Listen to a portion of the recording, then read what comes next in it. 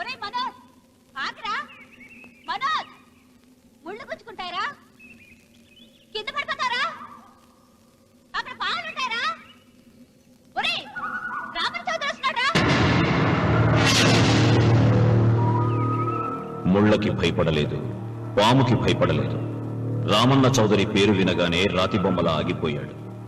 అవును, రామన్న చౌదరి చిన్నవాళ్లకి చిరుత పులి, పెద్దవాళ్లకు పెద్ద పులి. ఎవరితను?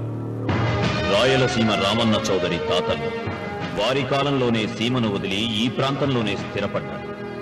వేలాది ఎకరాలు సంపాదించి జమీందారులుగా ఖ్యాతి పొందారు. అందుకే రామన్న చౌదరిని అందరూ రాయలసీమ రామన్న చౌదరి అంటారు. గుమ్మం దాటవలసి వస్తే నల్ల చొక్కా వేసుకునే బయలుదేరుతాడు. వీధి గుమ్మాన్ని వదిలిపెట్టి పెరటి గుమ్మం వైపు నుంచే వెళతాడు. ఎందుకో? ఈమె సీతారత్నం. రామన్న చౌదరి అడుగులో అడుగు వేసి అతను మడుగులో దిగమంటే దిగే భార్య. తండ్రి కంటి చూపుతోనే సమస్తం అర్థం చేసుకునే పెద్ద కొడుకు మురళి. ఇతను ఇంజనీరింగ్ చదువుతున్న రెండో కొడుకు రఘు. తన భుజం మీదున్న జందెం కంటే ప్రేమగా, స్నేహితంగా చౌదరిని ప్రేమించే ఒకే ఒక వ్యక్తి ఈ వెంకట శాస్త్రి. ఇంతమంది తనను ప్రేమించినా రామన్న చౌదరి మాత్రం భూమిని ప్రేమిస్తాడు. తన కండతో, తన అండతో, తన మొండితనంతో కావాలనుకున్న దాన్ని ఆక్రమిస్తాడు. కాదన్న వాళ్లను కాల రాస్తాడు. ఈ భూమి మొత్తం నాది అని ఒక మ్యాప్ వేయించుకున్నాడు. ఈ కనిపించే మ్యాప్లో 90% అతను ఇప్పటికే ఆక్రమించుకున్నాడు. ఈమె పేరు నాగసులోచన. ఈ ముసలమ్మ నాగసులోచనకు బామ్మ. వీళ్ళ 5 ఎకరాలను మాత్రం ఆక్రమించుకోకుండా వదిలిపెట్టాడు రామన్న చౌదరి. అంతేకాదు, నాగసులోచనకు అప్పుడప్పుడు డబ్బు సాయం కూడా చేస్తుంటాడు. ఇక మిగిలింది ఇదిగో ఈ సుబ్బారాయుడి 10 ఎకరాల పొలం. గుండె బలం తనకుందంటాడు. ఇతను పహిల్వాన్ పాపారావు తన 15 ఎకరాల పొలం రామన్న చౌదరికి ఇవ్వనని అడ్డం తిరిగాడు. ఈ సాంబశివరావు తనకున్న 30 ఎకరాల పొలం ఇవ్వనన్నాడు. ఏ పనైనా తెలివితో చెయ్యాలంటాడు ఇతను. ఇవన్నీ ఒకప్పుడు రామన్న చౌదరి తండ్రి పొలాలు. వీళ్లు కౌలుదారు. కౌలుదారి యాక్ట్ కింద వీళ్లు కోర్టుకెక్కి 15 ఏళ్లు గడిచాక గెలిచారు. అందుకే రామన్న చౌదరి కన్ను ఈ మన్ను మీద ఇప్పుడు పడింది. తన కుడి భుజం అన్వర్ని పొలం స్వాధీనం చెయ్యమని సుబ్బారాయుడి దగ్గరికి పంపాడు.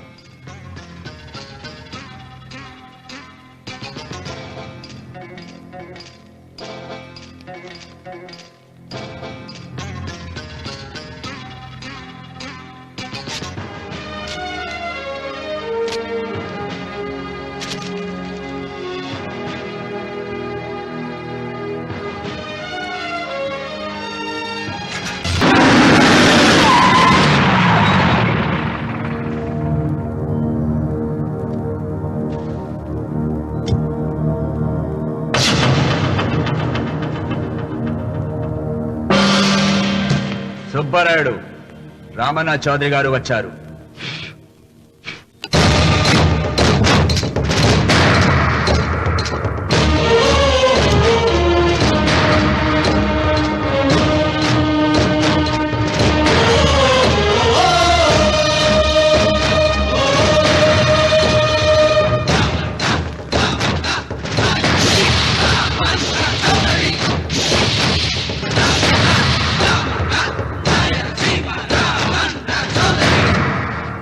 నిన్న కబరు తెచ్చాను కదా, ఇవాళ కవరు దస్తావేజు తెచ్చాను. వచ్చి సంతకం పెట్టు.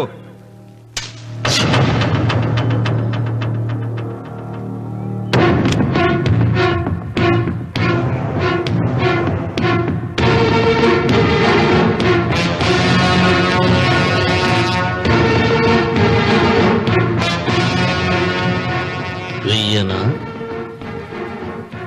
తిప్పను. సుబ్బారాయుడు, కొండ చిల్వ నోటులు కంఠం పడుతున్నావు. చేస్తావు. ఆకు తిప్పక ముందే సంతకం పెట్టాయి. అయినా ఆకు తిప్పతే ఏమవుతుంది నీకు తెలుసు కదా. అంత చావదొచ్చినోండి ఏం కాదులే. నా వెనక మాల బలగా ఉంది. ఏం చేసుకుంటాడో చేసుకోమను.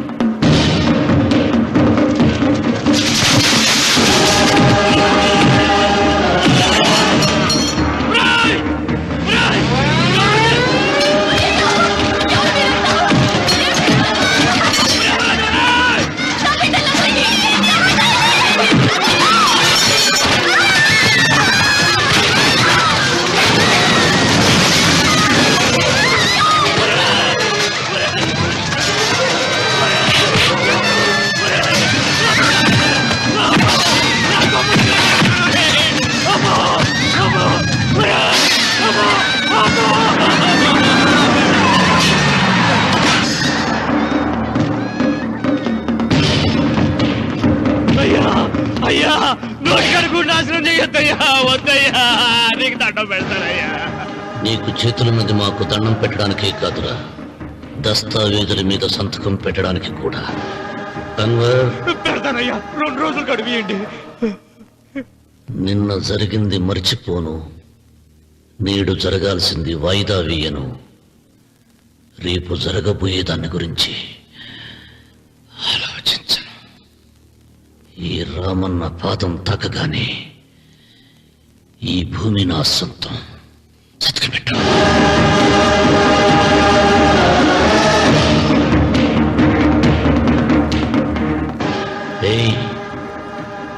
బలవంతుడు ఎదురు వచ్చినప్పుడు తల వంచిన వాడు బాగుపడతాడు,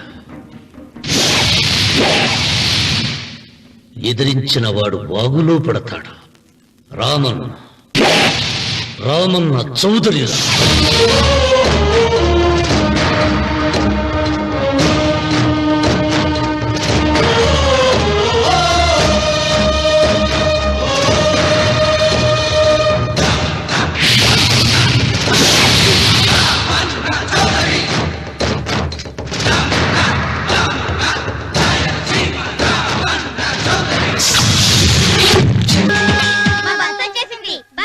బస్ ఎక్కకుండా ఎలాగమ్మా తప్పిపోయారు? టీచర్, గ్రామాన్ని చూడడానికి వచ్చాం. ఇక్కడున్న అందాల్ని మాత్రమే కాదు, ఒక మంచి మనిషిని కూడా చూసాం. అడిగో అతనే.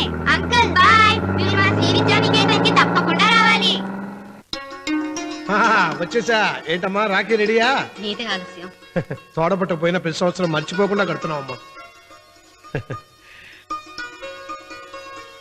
దీర్ఘ సుమంగళి భవ. మంచి మట్టి గాజులు వేయించుకోమ్మా. ఈ పేదవాడికి ఇంతకన్నా ఇచ్చుకోలేడు. మట్టి గాజులు ముత్తేదికి శుభం అన్నయ్య. అవును, ఈ రోజు పూజ బాగా భారీగా చేసావమ్మా. ఎందుకలా అడుగుతున్నావు? నిన్న మీ ఆయన ఇంత పాపం చేశాడు. ఆయన వస్తున్నారు. ఎరా వెంకన్న, ఇందాకటి నుంచి ఆకాశవాణి వార్తలు వినిపిస్తున్నాయి. నన్ను చూడగానే టక్కున కరెంటు పోయిందేమిటి? నువ్వు మమ్మల్ని మాట్లాడిస్తే కదా. తప్పుకోమ్మా. అంతేనా? పొద్దున్నే తప్పాలా మోసిన సంగతి నాకు తెలిసిపోయిందని భయం. నేను తప్పాలా మోసానా? ఏం చేయలేమ్మా. వీడి గురించి నేను ఏమైనా చెప్పానా? ఇంతకు ముందే కదా అన్నయ్య ఆయన ఇంత పాపం చేశారన్నా. అయ్యో, దేవుని ముందైనా నువ్వు అబద్ధం చెప్పగలవేమో గానీ మీ ఆయన ముందు నువ్వు అబద్ధం చెప్పలేవు. వెంకన్న, సీత చేత రాఖీ ఎందుకు కట్టించుకున్నావు? నా చెల్లెలి కాపురం బాగుండాలని. మరి నువ్వు అన్న జీవితం చల్లగా ఉండాలని కోరుకున్నావా? కోరుకున్నానండి.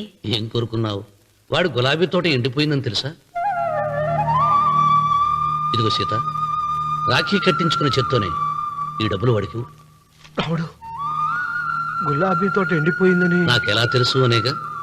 నా కన్ను నాకు కావలసిన పొలాన్నే కాదురా, నా ఆత్మీయుల కష్టాలు కూడా చూస్తుంది. టిఫిన్ తిన. మురళి, రఘు ఎక్కడ? ఒరే రఘు, ఒరే ఇంతసేపు ఎక్కడికి వెళ్ళవరా?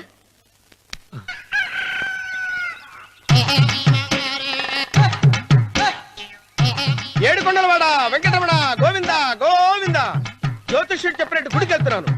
ఆ పిల్లని చూపించే భారం నీదే తండ్రి. స్వామి,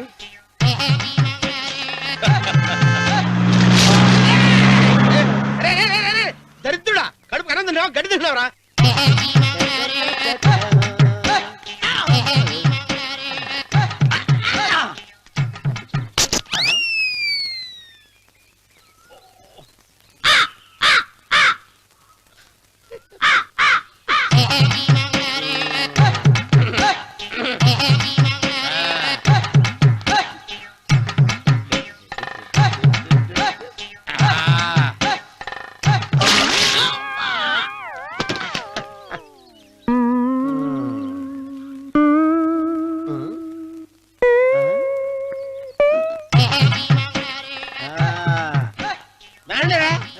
ఇప్పుడు వేసుకుంటారు, ఏమైనా చేసుకుంటారు చేసుకోండి. రండి, ఎంతమంది వచ్చినా బయలుదేరి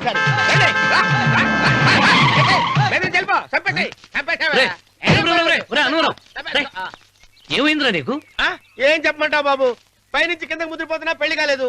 పక్క ఊళ్ళో పేరెంటాల తల్లి ఆలయం ఉందంట. అక్కడికి పెళ్లి కాని వాళ్ళే వెళ్ళాలంట. అక్కడికి వెళ్తే లట్టక్కడ పెళ్లి అయిపోద్దంట.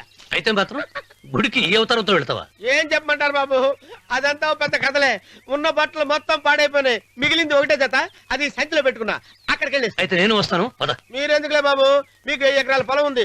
అంటే 1 కోటి మంది అమ్మాయిలు దొరుకుతారు. నిజమే, చెట్టంత మనిషిని చెరువుకి పంపుతున్నారు తప్ప శోభనం గదులకు పంపాలి పెద్దానికి తెలియటం లేదు.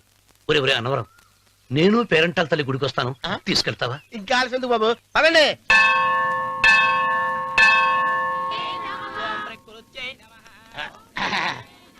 ఒరే అన్నవరం, గుడిలోకి వెళ్లే ముందు కొలంలో కాళ్ళు కొడుకుని వెళ్ళడం ఆచారం రా. బాలేవాళ్ళ బాబు గారు, మనం ఇక్కడికి వచ్చినందుకు కాళ్ళు చేతులు కడుక్కోవడానికా? మీరు కాళ్ళతో కడుక్కోనండి, నేను వెళ్ళిపోతాను బాబు.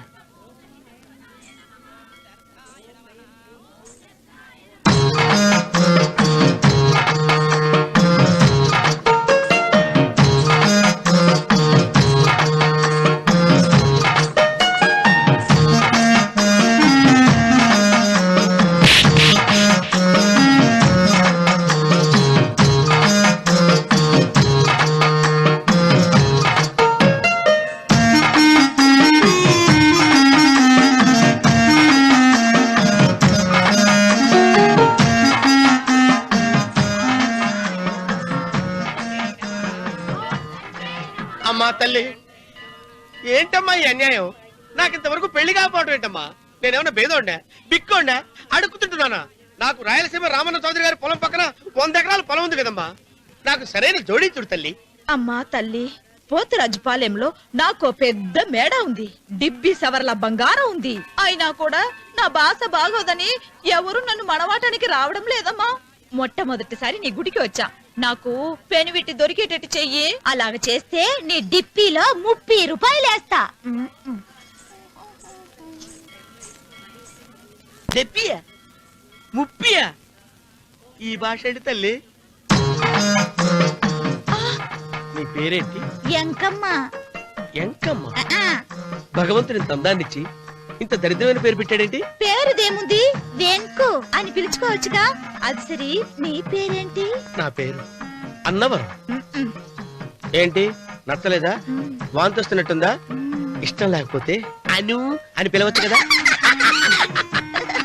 నాకు 100 ఎకరాల పొలం ఉంది తెలుసా? ఇన్నా ఏంటి? నన్ను పెళ్లి చేసుకుంటా? మంగళారం నన్ను చూసుకోవడానికి పోతిరాజు పాలెంలో ఓ పెద్ద మేడ ఉంది కదా, అక్కడికి రా. మిగతా విషయాలు గుళ్ళో మాట్లాడుకుంటే ఏం బాగుంటది, అక్కడ మాట్లాడుకుందా. వస్తానా?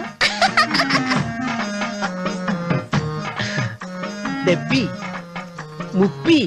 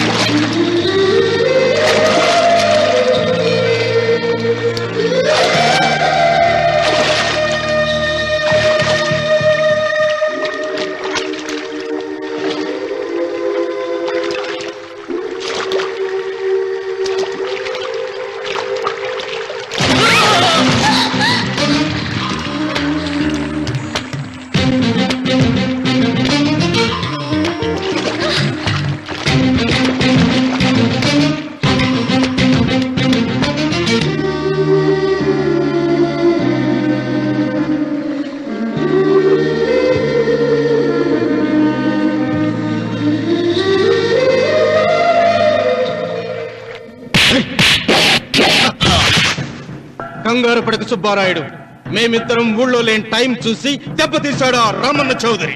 నీ కళ్ళను చూసే కదయ్యా ధైర్యంగా ఆయన ఎదిరించాను. పెళ్ళం బిడ్డలు చంపేస్తాడేమో భయపడి సంతకం పెట్టి ఏళ్ళని తిప్పుకొట్టడం కాదు, నీ బేతాపం ఏదో ఆ రామన్న చౌదరి మీద చూపించాల్సింది. మిమ్మల్ని నమ్ముకునే కంటే ఇదిగో ఈ పోలీసు ఆయన నమ్ముకోవడం మంచిది. అమ్మో, రామన్న చౌదరిని అరెస్ట్ చేసే దమ్ము నాకు లేదు. కావాలంటే కాకి బట్టలు తీసేసి కాలంలో బట్టలు ఉతుకు బతుకుతా, ఆయన జోలికి మాత్రం వెళ్ళను. సర్లే సుబ్బారాయుడు, రేపు పంచాయతీలో ఈ రకంగానే జరిగిందని చెప్పు, నీ పొలం నీకు ఇప్పిస్తాయేం? పంచాయతీ పెద్దల్లో నేను ఉంటాడా కదా. అగ్గిలో ఓ పుల్ల ఎక్కువేసా మరి నా పెళ్ళాం పిల్లల సంగతం నువ్వే తొక్కులాడాకు సుబ్బారాయుడు యాడ్నో చోట నేనే దాచిపెడతాలే. అది సరే, రామన్న చౌదరిని పోలీస్ స్టేషన్ కి పిలిస్తేనే పొండహ అంటాడు, పంచాయతీకి పిలిస్తే వచ్చి పీకలకు వస్తాడేమో.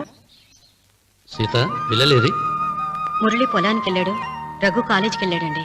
ఆ రాస్కెల్ ఎక్కడ? ఆ, అదే వెంకన్న. ఇంకా రాలేదండి. కూర్చో. పర్వాలేదండి. కాసేపు నీతో మనసిప్పి మాట్లాడాలండి. కూర్చో సీత.